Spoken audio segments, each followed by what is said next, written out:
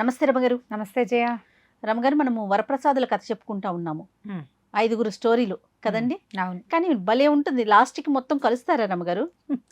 అప్పుడు మంగళాంతాని కావ్యాని అంటారు. ఏ కథ అయినా హ్యాపీ ఎండింగే ఉంటుంది. అలా అలవాటైపోయింది మనకి. అదే అంటే అంటే దీన్ని బట్టి సినిమాలు మరి అలాగే తీస్తున్నారు కాబోలు, వాటిని ఆధారంగా చేసుకొని. అంతే మరి. అలా కాదు, వాళ్ళిద్దరూ పెళ్లి చేసుకుని సంతోషంగా ఉన్నారు అని రాస్తారు. పెళ్లి చేయటంటే మన సినిమాలో చూడు, పెళ్లితో కథ ఎండ్ అయిపోతుంది. పెళ్లి తర్వాత వాళ్ళిద్దరూ పోటాడుకున్నారా, కొట్టుకున్నారా, లాంఛనాల కోసం కట్నం తెమ్మని ఆయన అడిగాడా, వీళ్ళకి పిల్లలు పుట్టారు లేదా, అవన్నీ లేదు. వాటి గురించి హ్యాపీ ఎండింగ్ కావాలంతే ఎక్స్పెక్టేషన్. అందుకని హ్యాపీలీ లివ్డ్ ఎవర్ ఆఫ్టర్ అవును అంటారు ఇంగ్లీష్ లో. మనమేమో పెళ్లి చేసుకుని సుఖంగా ఉన్నారు అని చెప్పుకుంటాం, హాయిగా ఉన్నారు, కథ సుఖాంతం అంటాం. కానీ హ్యాపీ ఎండింగ్ లేకపోతే యాక్సెప్ట్ చేయలేకపోతాం రమ్మగారు. చేయలేం. క్యారెక్టర్ ఏదన్నా అటు ఇటు అయిపోయినా, క్యారెక్టర్ లేకపోయినా అసలు మనసుకు భలే బాధ అనిపిస్తుంది. ఆ ఒకటి జరగకుండా ఉంటే బాగుండని అనిపిస్తుంది. సో మరి మన వరప్రసాదులది హ్యాపీ ఎండింగ్ అయ్యిందని నేను అనుకుంటున్నాను. అవుతుంది. ముగ్గురు కథ ఆల్రెడీ చెప్పేసుకున్నామండి. ఇప్పుడు 4వ వాడు దండు. వీడు ఏం చేశాడు, ఇతను ఒక మర్రి చెట్టు ఒక భాగం మీద వెళ్ళాడు కదా, సాంబుడినేమో మర్రి చెట్టు దగ్గర వదిలిపెట్టారు. అవును. 4 దిక్కులకి 4 బయలుదేరారు. మొదటి 3 చెప్పాం. ఈ దండు ఆ మర్రి చెట్టు కొమ్మ ఎక్కి నడవగా చివరికి ఆ మర్రి చెట్టు కొస ఒక ఉద్యానవనం దగ్గర ఆగిపోయింది. ఇకేం లేదు. ఇతను ఏం చేశాడు, చెట్టు దిగాడు. చూస్తే ఎంత పెద్ద తోటో, చాలా బాగుంది. తర్వాత ఏమో ఒక పెద్ద చెరువు, చుట్టూతా రకరకాల పువ్వులు, బోళ్ళని ఫలవృక్షాలు. సరే నడిచి ఉన్నాడు కదా, మర్రి చెట్టు మీద ఏం తింటారు, అవును, ఆకులు పువ్వులు తినలేరు కదా, కాయలు. సరే వీడు ఏం చేశాడు, మెల్లిగా ఆ పళ్ళు ఈ పళ్ళు కోసుకొని తిన్నాడు. ఆ చెరువులోంచి మంచినీళ్ళు తాగాడు, కాసేపు ఈత కొట్టాడు. ఆ చెరువు గట్టు మీద ఊరికే కాళ్ళు దాపుకు పడుకుని అక్కడ ఏవో పువ్వులు ఉంటే అలా ఓ పువ్వు కోసి వాసన చూశాడు. మనం కూడా చేస్తాం చూడు, ఏదైనా తోటలోకి వెళ్ళామనుకో, గులాబీ పువ్వులు అవి ఎవరు లేకపోతే గబుక్కని మన చేయి పడుతుంది దాని మీద. కొంతమంది కోస్తారు కదా, కొంతమంది ముట్టుకుంటారు. నా మటుకు నేనేం చేస్తాను తెలుసా, ఏదైనా పువ్వులు కనపడ్డానుకో, పువ్వును ముట్టుకుని చెయ్యి వాసన చూసి. నేను అంతే పరిస్థితి రమ్మగారు, పువ్వు మీద చెయ్యేసి. వీడు కూడా పాపం అదే పని చేద్దాం అనుకున్నాడు. ఆ పువ్వు కోసి ముక్కు దగ్గర పెట్టుకున్న మరుక్షణం వీడు చిలకలాగా మారిపోయాడు. అయ్యో రామా, ఏం చేయాలి, ఇదేమిటి ఇట్లా పక్షి బతుకొచ్చింది, సడన్ గా తెలిసిపోయింది, ఒళ్ళు తేలికైపోయింది. ఆ నీళ్ళల్లో తనకు కనపడుతున్నాడు ఆకుపచ్చటి ఎర్ర ముక్కున్న చిలక. అటు తిరిగి ఇటు తిరిగి, ఆకలి అయితే తక్కువే వేస్తుంది, మనిషికి ఉన్నంత ఆకలి ఉండదుగా. నా బతికి ఇలా అయింది, ఇప్పుడు నన్ను ఎవరిని రక్షిస్తారు, దేనివల్ల తను అయిపోయాడో తెలియలా. వాడు చేసిన పని ఏమిటి, అక్కడ పడుకున్నాడు, పువ్వు మాత్రం వాసన చూశాడు. ఇప్పుడు పువ్వు వల్ల, చెరువు వల్ల, తిన్న పళ్ళ వల్ల, అసలు అక్కడ ఉండటం వల్ల అర్థం కాలేదు. ఇక తిరగటం మొదలుపెట్టాడు అటు ఇటు. 2-3 రోజులు గడిచేసరికల్లా బోల్డ్ అన్ని రకాల రథాలు అవి వస్తున్న శబ్దమయ్యి చాలామంది స్త్రీలు వచ్చారు స్నానం చేయడానికి. ఎంత బాగున్నారో అందరూ, దేవతా స్త్రీలాగా కనపడుతున్నారు. వీడు తెలివైన వాడు, పక్షిగా మారాడు కానీ బ్రెయిన్ మాత్రం మానవ బ్రెయినే ఉంది వాడు. ఏం చేశాడు, వాళ్ళల్లో బాగా రాణిలాగా కనపడుతున్న ఆమె చుట్టూతా తిరగటం మొదలుపెట్టాడు. మామూలుగా పిచ్చుకల్ని చిలకల్ని చూస్తే ఆడవాళ్ళు కొంచెం ఉత్సాహపడతారు. ఈవిడ ఏం చేస్తే అతన్ని పలకరించింది. నిదానంగా పక్షి వచ్చి ఈ చిలక వచ్చి దగ్గరకు వచ్చింది. సాంబ చిలక వచ్చేసరికి ఆవిడ ఆశ్చర్యపోయి, అబ్బో ఎంత బాగా వస్తుందో అని ఏదో పండించి మాట్లాడించి, నీకు మాటలు వచ్చా అని పలకరించని ఇక దగ్గర కూర్చోబెట్టుకుంది. ఆవిడ ఎటు వెళ్తే అటు తిరిగి ఆవిడ భుజాల మీదే వాలి తిరుగుతోంది. వీళ్ళంతా వెనక్కి వెళ్ళిపోతూ ఈ చిలకను కూడా తీసుకుపోయారు. అలవాటు అయిపోయిందిగా. దండు ఉద్దేశం ఏంటి, ఇక్కడి నుంచి ఇంకో చోటకి వెళ్ళాలి, ఇక్కడికి మానవ మాత్రుడు వచ్చేలాగా లేరు. వచ్చిందేమో దేవతలు. తీరా వచ్చిన ఆవిడెవరు, ఈవిడ విద్యాధర కన్యక విద్యుత్ ప్రభ ఆవిడ పేరు. ఆ విద్యుత్ ప్రభ మయాసురుడని ఒక రాక్షసుడు ఉన్నాడు. మనకి మయసభ ఉంది చూడు, మహాభారతంలో కనపడుతుంది. ఆ మయుడు యొక్క ముని మనవరాలు, కొన్ని తరాల తర్వాత మనవరాలు. ఆవిడ ఈ విద్యాధరులకి ఒక చిన్న వింగ్కి రాణి. వెళ్ళి దాంతోపాటు ఆవిడతో పాటే ఉండటం మొదలుపెట్టింది చిలక. అటు తిరిగి ఇటు తిరిగి మధ్యలో తినడానికి కూర్చుని, పైగా ఎగిరి ఎక్కడికి వెళ్ళిపోకపోతే వాళ్ళు పంజరాల్లో కూడా పెట్టలేదు. హాయిగా అన్ని పక్కలకి తిరుగుతూ ఉంటే ఈ దండు సహజంగా ఏమిటి, కమ్మరి వాళ్ళు అంటే వస్తువులు తయారు చేయటం, చెక్కతోటి బొమ్మలు చేయటము అవన్నీ చాలా వచ్చు వాడికి. ఇనుముతోటి రకరకాల సాధనాలు చేయటం, బళ్ళు చేయటం వచ్చు. ఈ విద్యాధరులు ఒకచోట విమానాలు తయారు చేస్తున్నారు. ఈ విమానం అంటే ఎట్లాంటిది, అది దాంట్లో ఫ్యూయల్ పోయక్కర్లా, కీల్ రథం అంటారు. ఏదో గట్టిగా మీట తిప్పితే అది ఆటోమేటిక్గా ఎగురుతుంది. ఈ చిలక కదా అక్కడ నిలబడి కూర్చుని ఆ రోజుల్లోనే అంటే దేవతల దగ్గర ఈ సాధనాలు ఉన్నాయి. పుష్పక విమానం ఏ రోజుల్లో ఉంది? అవును రమ్మగారు. రామాయణంలో చెప్పలేదా? అవును. ఈ మెల్లిగా ఈ కీలు రథాలు విమానాలు చేయటం నేర్చుకోవటం మొదలుపెట్టాడు. బాగానే ఉంది. అయితే ఇంతలో ఏమైంది, ఒకసారి ఈవిడ విద్యుత్ ప్రభ మా తాతను చూడడానికి వెళ్తున్నానని అందరినీ తీసుకుపోయింది. తనతో పాటు ఈ భుజం మీద ఉన్న చిలకను కూడా తీసుకెళ్తే ఆయన పలకరించాడు. బాగుందా, నీ ఏర్పాట్లన్నీ బాగున్నాయా, భూలోకంలో విహారానికి వెళ్తున్నావా, నేను నీ కోసం సృష్టించి ఇచ్చిన ఆ తోటలో చెరువు పక్కనే ఇక సరోవరం పక్కనే నీలం పువ్వులు ఉంటాయి కదా, పొరపాటును కూడా వాటిని వాసన చూడకు, అవి వాసన చూస్తే చిలకైపోతావు అన్నాడు. అడిలిపోయాడు సాంబుడు. అమ్మ ఈ దండు అందుకనమాట నేను చిలకైపోయింది, ఈ కారణాలు ఏవి కదా, పువ్వులే ఉన్నాయి అనేసరికల్లా ఆడపిల్లలంతా నవ్వారు. చిలకైపోతే ఎలా తాత, మళ్ళీ మామూలుగా మారాలంటే ఎట్లా అంటే, ఏముంది, సరోవరం ఎదురుగుండా చెట్టు ఉంది, ఒక పెద్ద చెట్టు ఉందా, చెట్టు వెనకాల పసుపచ్చ పువ్వులు ఉంటాయి, అవి వాసన చూస్తే మామూలుగా అయిపోతారు. అంటే నీలం పువ్వులు వాసన చూస్తే చిలకయ్యి, పసుపచ్చ పువ్వులు వాసన చూస్తే మనిషి అవుతారు. సూపర్, ఎంత బాగుంది. ఈ దండు అనుకున్నాడు, ఇదే మన పని, మళ్ళీ భూలోకంలోకి వెళ్ళే వరకు వేచి ఉండి మన పని మనం చేసుకుందాం అనుకున్నాడు. ఇంతలో ఏమైంది, ఏదో ఒక పార్టీ లాంటిది జరిగింది. బోల్డ్ అంతమంది జనాలు వచ్చారు, చాలామంది స్త్రీలు, విద్యాధర కన్యకలు, ఎక్కడెక్కడెక్కడెక్కడ వాళ్ళు ఎంతమందో. ఈ వచ్చినప్పుడు ఏమైంది, వాళ్ళు మాట్లాడుకుంటున్నారు వాళ్ళల్లో వాళ్ళు, ఊరికే ఆడవాళ్ళు మాట్లాడుతుంటే కొంచెం గాసిపింగ్ ఉంటుందిగా. ఈ చిలకన్నా వీడు మగవాడు కదా, వాడికి సరదాగా ఉంది. ఎవరో ఇద్దరు అందగత్తెలు మాట్లాడుకుంటుంటే పోయి వాళ్ళ దగ్గర కూర్చున్నాడు. కూర్చునేసరికల్లా భూలోక విహారానికి వెళ్ళేవా, ఈ రోజు ఎట్లా ఉంది, మొన్న ఎలా ఉంది, వాతావరణం ఎలా ఉంది, ఏవో మాట్లాడుతుంటే ఒక ఆవిడ ఏం చెప్తోందంటే, ఆ మర్రి చెట్టు దగ్గర పెద్ద చెరువు ఉంది కదా, అక్కడికి మొన్న ఎప్పుడో స్నానాలకు వెళ్ళినప్పుడు వీళ్ళల్లో ఇంకొక సౌందర్యవతి ఉంది, మనోరమ అని. ఆ మనోరమ చీరని ఎవడో ఒక మానవ యువకుడు పట్టుకున్నట్ట మనోరమ విసిగిపోయి వాడిని శపించింది, బండరాయిగా మార్చేసి అక్కడ పారేసి వచ్చింది. అడిలిపోయాడు, ఏంటిది, నేనేమో చిలకయ్యా, రేపొద్దున మారుతాను, బాగానే ఉంది, కానీ ఇప్పుడు మర్రి చెట్టు దగ్గర బండగా మారిన వాడెవడు, ఆలోచించుకుంటే వాడి గుర్తొచ్చింది, తమ 4 కొమ్మలెక్కి వెళ్ళిపోతూ సాంబుడిని వదిలిపెట్టారు కదా, పొరపాటున వాడు కానీ ఈ అమ్మాయి ఎవరి మోహంలోన పడి దాని చీరేదో పుచ్చుకుంటే అది చెప్పించేసింది. ఇప్పుడు ఏం చేయాలి, అర్థం కావటల్లా ఏం చేయాలి. ఇంతలో రెండో ఆవిడంది, పాపం మనుషుల్ని మార్చేస్తే ఎట్లాగే, భూలోకం వాళ్ళది, ఆ మర్రి చెట్లు ఆ చెరువులు మానవులవి, మనం పోయి మన లోకం నుంచి వెళ్ళి వాళ్ళ దగ్గర వేషాలు వేసి వచ్చేస్తాము, పాపం రాయి అయిపోయిన మానవుడు ఎట్లా అవుతాడంటే, అక్కడ ఒక ఆకుపచ్చ రంగు, ముదురాకుపచ్చ రంగు చెట్టు తీగ ఒకటి ఉంది కదా, ఆ తీగని బాగా నూరి నీళ్ళతో కలిపి చల్లితే వాడు మామూలు మనిషి అవుతాడు. మనుషులు వాళ్ళ రకంగా వాళ్ళు ఉండాలి, ఇలా దేవకాంతల వెనకాల పడితే అలాగే కదా అవుతుంది. సరే వీడు ఆలోచించుకున్నాడు, ఓహో మనకు ఒక శాపావసానం ఉంది, వాడికి కూడా ఉన్నదని రెడీగా ఉన్నాడు. కొద్ది రోజులు గడిచినాయి. తర్వాత వీళ్ళు ఈ స్త్రీలు ఏం మాట్లాడుకుంటారు, ఆదివారం మర్రి చెట్టు దగ్గరికి వెళ్తారు వాళ్ళు, ప్రతి ఆదివారం. విద్యుత్ ప్రభ ఎప్పుడో 3-4 పున్నములకు ఒక్కసారి వెళ్తుంది. చాలా రోజులైంది, భూలోక విహారానికి వెళ్దామని బయలుదేరారు. వీళ్ళందరూ ఏమనుకున్నారు, ఆ మర్రి చెట్లకి వాటికి వెళ్ళొద్దు, మనం తాతగారు మనకి సృష్టించి ఇచ్చిన దాని దగ్గరికే వెళ్దాం అని చెప్పి అందరూ కలిసి ఎక్కడైతే దండు ఇలా మారిపోయాడో చిలగ్గా అక్కడికి చేరారు. అందరూ అక్కడ కూర్చుంటే ఈ దండు నిశ్శబ్దంగా చెట్టు వెనక్కి వెళ్ళి ఆ పసుపచ్చ పువ్వుల్ని వాసన చూశాడు. చూసిన మరుక్షణము మనిషిగా మారిపోయాడు. ఈ చిలక ఎగురుతూ ఎప్పుడైతే చెట్టు వైపుకి వెనక్కి వెళ్ళిందో, విద్యుత్ ప్రభ కూడా చిలక ఏ పండు కొడుతోందో చూద్దామని వెనకాల వచ్చింది.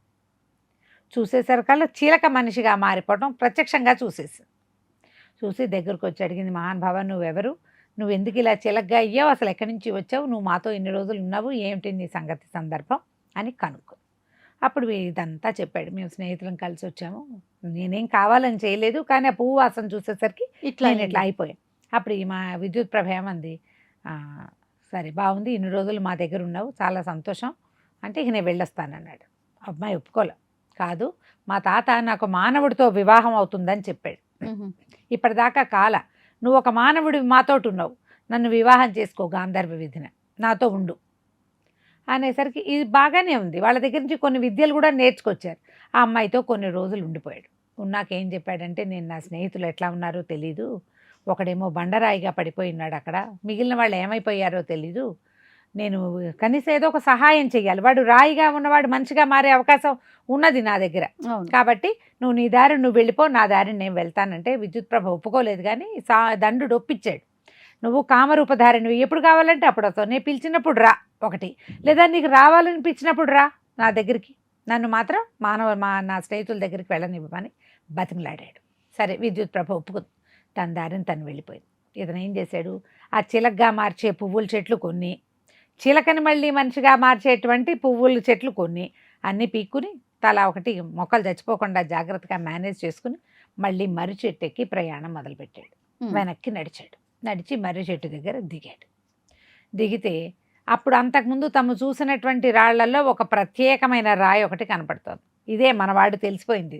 సరే ఇక చెట్టు తీగల కోసం వెతుక్కుని ఒక పెద్ద మానుకి ఆకుపచ్చ తీగ అల్లుకుని కనపడుతోంది. ఆ తీగని ఆకుల్ని కాసిన బండరాళ్ళ మీద నలిపి కాసిన నీళ్లు పోసి దోసులతో పట్టుకొచ్చి ఈ బండ మీద చల్లాడు. చల్లంగానే ఈ అక్కడ వాడు అతనికి తనకి శాపం వచ్చిందని తెలీదు. ఆ అమ్మాయిని చూసి మైమర్చిపోయి ఉన్నాడు, శపించింది. వీడు ఇంకా మైమర్పు స్టేజ్లోనే ఉన్నాడు. అతను గబగబా లేచాడు. సాంబుడు లేచేసి, మిత్రమా అవకాశం, రే నువ్వెట్లా వచ్చావు అని అడిగి, సరే ఇక్కడ ఒక అందమైన అమ్మాయిని చూశాను, ఆవిడ వస్త్రం పుచ్చుకున్నాను నేను, ఆవిడ ఏదన్నాడు.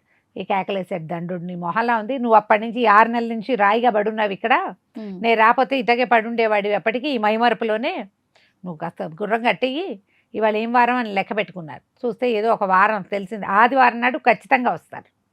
కాబట్టి వాళ్ళు వచ్చేటప్పటికి నువ్వు సిద్ధంగా ఉండు. కానీ అమ్మాయి వస్తుంది మనోరమ, ఆమె వస్త్రాన్ని ఏం చేసినా ఇవ్వద్దు, బతిమలాడినా ఇవ్వద్దు, కంట్లోకి కన్ను పెట్టి చూడబోక, అంతే. ఇక అమ్మాయి సరేనండి నీకు ఓకే అని చెప్పే వరకు కంట్లో మాత్రం చూడకూడదు.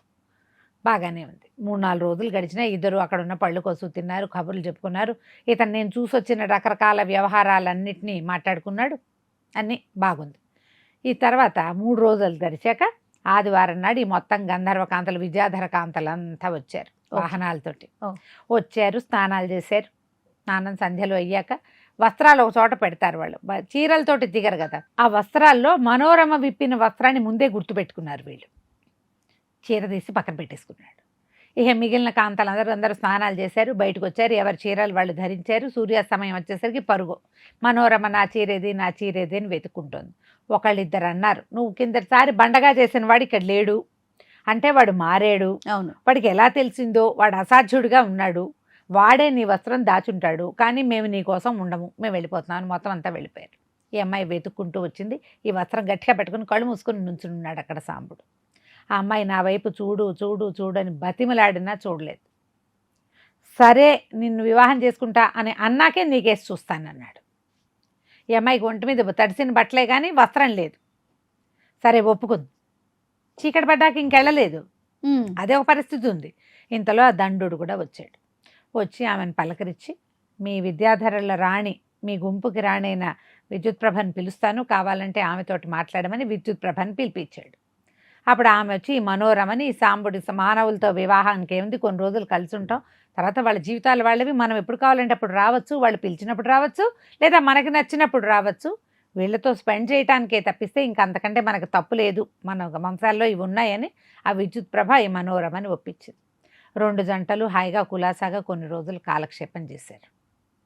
ఇది చేసిన తర్వాత ఏమైంది, వీళ్ళల్లో వీళ్ళు ఆలోచించుకుంటున్నారు, ఎట్లా మన వాళ్ళు ఏమయ్యారు, వీళ్ళు ముగ్గురు ఎటెళ్ళారు చూద్దామని వీళ్ళు ఏమనుకున్నారు, మనం ఓ పని చేద్దాము, ఈ అమ్మాయిలు ఇద్దరిని పంపించేద్దాం, మన దారిని మనం వసంతుడు వెళ్ళిన వైపు వెళ్దాం. వసంతుడు రాజుగారు అబ్బాయి, అతన్ని సేవించాలి, మిగిలిన వాళ్ళని. రేపొద్దున రాజు అయ్యేది వసంతుడే కదా, ముందు వసంతుడిని పట్టుకుందాం, ఆ తర్వాత మిగిలిన వాళ్ళ సంగతి చూద్దాం అనుకున్నారు. సరే ఇద్దరు ఏం చేశారు, ఆ వసంతుడు ఎక్కినటువంటి తూర్పు వైపు కొమ్మనెక్కి నడవడం మొదలుపెట్టారు. నడవగా ఏమైంది, అది ఒక నిర్జనమైన ప్రాంతము, చక్కగా పట్టణము, దూరంగా ఒక కోట, సముద్ర తీరము, ఎవరు లేరు. ఆ అమ్మాయి కోసం, కళావతి కోసం ఏర్పరచబడింది కదా. వీళ్ళు అదంతా వెతుక్కుంటూ లోపలికి వచ్చారు. ఇప్పుడు మనం వచ్చాము, ఇక్కడికి వచ్చామంటే వాడు కూడా ఇక్కడికే వచ్చి ఉండాలి, ఉండుంటాడు లోపలని వెతకటం మొదలుపెట్టారు. లోపలికి వెళ్ళగా పెద్ద భవనంలో ఒక బెడ్రూమ్లో సగం తెగిన మెడతోటి చిన్నగా ప్రాణం కొట్టుమిట్టాడుతున్నట్టుగా వసంతుడు కనపడ్డాడు. కనపడంగానే కేకలు పెట్టాడు సాంబుడు, ఎక్కడున్నావు దండారా, ఇదిగో అయిపోతున్నాడు వసంతుడిని. కేకలు పెట్టేసరికి చూస్తే మెడ సగం తెగి ఉంది, కొంచెమే ఇది ఉంది, కానీ జీవించున్నాడు. అప్పుడు వీళ్ళకి గుర్తొచ్చింది, గురువుగారు వీడికి ఒక అవకాశం ఇచ్చారు, వీడి ప్రాణాలని కత్తి వరలో దాచిపెట్టమని. అవును. ఆ వర ఎక్కడుంది అని వెతకటం మొదలుపెట్టారు ఇద్దరు. వెళ్తే ఆ వర కొద్దిగా చివరి దాకా అరగదీల, సగానికి ముప్పాతికే అరగదీయబడి ఉంది. దాన్ని ఏం చేయాలి? ఈ దండోడు అన్నాడు, మన దగ్గర ఒక కొత్త విద్యలు బోల్డ్ ఉన్నాయి, దీన్ని రిపేర్ చేద్దాం, వాడి మెడ తుక్కుంటుందని. ఇక వాటి కోసం వీటి కోసం వెతికి రకరకాల సాధనాలతోటి, చిన్న కత్తులు, చిన్న చిన్నవి పదునైన వస్తువులతోటి దాన్ని మళ్ళీ వరలాగా చేసేసాడు. అరిగిపోయింది కదా, ఆ కత్తి పట్టేంత వరగా కావాలి అది. ఎప్పుడైతే ఇది పూర్తిగా సర్దేశాడో అతను మెడ తుక్కుపోయింది. వసంతుడు నిద్రలోంచి లేచినట్టు లేచి కళావతి కళావతి అని కేకలు పెడుతూ లేచాడు.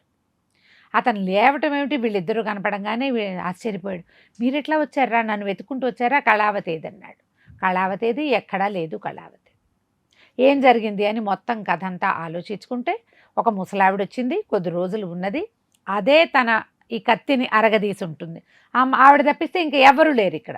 కళావతి లేదు అంటే కళావతిని ఎత్తుకుపోయిందనమాట. ఇక వాళ్ళ ఏడవటం మొదలుపెట్టాడు వసంతుడు. 5-6 నెలల పాటు కలిసి ఉన్నాం మేము. ఆ అమ్మాయికి ఇంకో దిక్కు కూడా లేదు, అమ్మ నాన్న ఎవరో కూడా తెలీదు. ఇప్పుడు నేను ఇక్కడ బడి ఉన్నానంటే అసలు అమ్మాయికి ప్రపంచమే తెలీదు, నేను తెలిసిన మనిషిని నేను ఒక్కడినే అనేసరికి ఈ దండుడు అన్నాడు, నువ్వు కంగారు పడద్దు, అమ్మాయిని వెతుక్కుందాం మనం. ఇప్పుడు ఎవరైనా ఎక్కడికి తీసుకెళ్తారు? ఒకవేళ సముద్ర మార్గంలో తీసుకెళ్ళి ఉండాలి. ఈ సముద్ర మార్గంలోనే మనం ప్రయాణం చేద్దాం, మన దగ్గర ఒక మంచి మార్గం ఉందని. అదంతా బోళ్ళంతా అడవిగా చెట్లుగా ఉన్నాయి కదా, కొన్ని చెట్లు కొట్టి చక్కగా చెక్కలతోటి కీలు రథాన్ని ఒకదాన్ని తయారు చేశాడు. నేర్చుకున్నాడు కదా. ముగ్గురు కలిసి అందులో ఎక్కారు. ఎక్కి ఇక వెళ్ళటం మొదలుపెట్టారు. వెళ్ళగా హేలాపురం చేరారు వీళ్ళు. అదేదో ఊర్లాగా కనపడుతుంది. సరే, ఈ రథాన్ని ఎక్కడో చోట పెడదాము, మనం ఊళ్ళోకి వెళ్దామని చెప్పి రథాన్ని ఒక చోట ఆపుకుని ముగ్గురు ఊళ్ళోకి బయలుదేరారు. ఊళ్ళోకి వెళ్ళేసరికల్లా ఊరు లోపలికి వెళ్ళాక ధర్మసత్రం ఏదైనా ఉందా భోజనానికి అని కనుక్కున్నారు. ఫలానా కూడల దగ్గర ఉందండి అని చెప్పారు. అక్కడికి నడిచిపోయారు. ధర్మసత్రంలో భోజనం చేసి బయట నుంచోగానే సత్రానికి ఎదురుకుండా ఒక పెద్ద ఫోటో వేళ్లాడగట్టుంది. వీళ్ళు ముగ్గురు నుంచున్నారు. ఇదేంటి ప్రవరుడి ఫోటోలాగా ఉన్నది, చూస్తూ ఉన్నారు దానికేసి. ఇది ప్రవరుడిదే, కొంచెం చిన్నప్పటిది, మనం బయలుదేరేనాటు వాడు ఇట్లాగే ఉన్నాడు, ఇక్కడ ఎందుకు ఉంది? ఇంతలో 4 సైనికులు వచ్చారు. పదండి రాజాస్థానానికి అన్నారు. అనేసరికి వీళ్ళు ఆశ్చర్యపోయారు. మేమేం చేసాము అంటే, మీరు ఫోటో కేసు చూశారుగా, ఎవరు ఈ ఫోటో కేసు చూస్తారో వాళ్ళని తీసుకురమ్మని ఆజ్ఞ. మీరు ఫోటో కేసు చూస్తున్నారు కాబట్టి మీరు మాతో రండి. వీళ్ళకి ఏం చేయాలో తెలియలే, ఈ రాజ్యం ఎవరితో తెలీదు. ప్రవరుడి ఫోటో కంటే వీడు ఏదైనా చేసి ఇక్కడ ఇరుక్కుంటే వీడి ఫ్రెండ్స్ కోసం చూస్తున్నారా? అర్థం కాలేదు. సరే పద, వెళ్తే మనకు తెలుస్తుంది అని చెప్పేసి వీళ్ళ ముగ్గురిని రాజాస్థానానికి తీసుకుపోయారు. తీసుకెళ్ళాక ఏం జరిగిందో మనం వచ్చే భాగంలో చూద్దాం. తప్పకుండా రమ్మగారు. నమస్తే. నమస్తే.